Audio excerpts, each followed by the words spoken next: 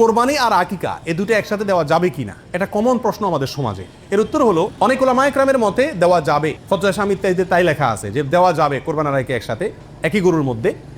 আর অনেক উলামায়ে কেরামের মধ্যে দেওয়া যাবে না।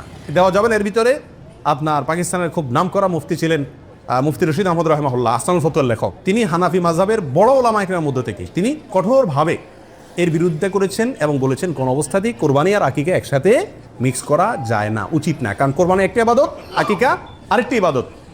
আর তাছাড়া গরু এক অংশে একাধিক ব্যক্তি দিতে পারবে, এটা কোরবানির ক্ষেত্রে নবী সাল্লাল্লাহু আলাইহি ওয়াসাল্লাম বলছেন, আকিকার ক্ষেত্রে বলেন নাই। সেই জন্য কোরবানি এবং আকিকা পৃথক হওয়া উচিত। একই দিনে হতে পারে কিন্তু গরুর অংশে কোরবানির না এই আকিকার কারণ নামের অংশ থাকা উচিত না। এই মতটা বেশি শক্তিশালী এবং বেশি সতর্কতামূলক। জবাইয়ের সময় বিসমিল্লাহ বলতে যদি কেউ ভুলে যায় তাহলে কি করবে? এর উত্তর হলো নিজের পশু তো নিজে জবাই করা উত্তম। যারা প্রফেশনাল জবাই করেন মৌলভী সাহেবরা, তারা তো ভুলের কথা না, কারণ তাদের অভ্যাসই আছে। নিজেটা নিজে করতে গেলে ডরে ভয়ে ভুলেও যেতে পারে। যদি কেউ ভুলে যান, ভয়ের কোনো কারণ নাই। মুসলমান যদি ভুলেও যায় তবুও সেই পশু হালাল হবে, খাওয়া হারাম হবে না। ইচ্ছাকৃত যদি কেউ বিসমিল্লাহ না বলে সেটা ভিন্ন কথা, সেটা সমস্যা আছে। কিন্তু ভুলে যদি বিসমিল্লাহ না বলে তাতে পশু হালালই থাকবে, হারাম হবে না ইনশাআল্লাহ। কোরবানির দিন হাঁস মুরগি জবাই করা জায়েজ আছে কিনা? আমাদের দেশে অনেকেই গ্রামের দেশে বলেন যে কোরবানির দিনগুলোতে, ঈদের দিনে কি করা যায় না, হাঁস মুরগি জবাই করা যায় না। আসলে কতটা সঠিক? উত্তর হলো এটা সম্পূর্ণ ভিত্তিহীন বানোয়াট কথা। এর কোনো গ্রহণযোগ্য ভিত্তি ইসলামী শরিয়াতে নাই। বরং কোরবানি ঈদের দিনে কেউ চাইলে হাঁস বা মোরগ কি করতে পারবে, জবাই করতে পারবে। তবে যদি এটাকে কোরবানির নিয়তে করে যে আমার তো গরু ছাগল দেওয়ার সামর্থ্য নয়, আমি মুরগি দিয়েই দিলাম কোরবানি, তাহলে সেক্ষেত্রে এই জবাই কি হবে না, জায়েজ হবে না। কারণ এই পশু দিয়ে কি হবে না, কোরবানি হবে না। এমনি গোশত খাওয়ার জন্য যদি জবাই করে তাহলে ঈদের দিনও জবাই করাতে কোনো সমস্যা নাই। পশুর জান যাওয়ার আগে কি চামড়া ছিলা জায়েজ আছে? উত্তর হলো না, কঠোরভাবে নিষেধ।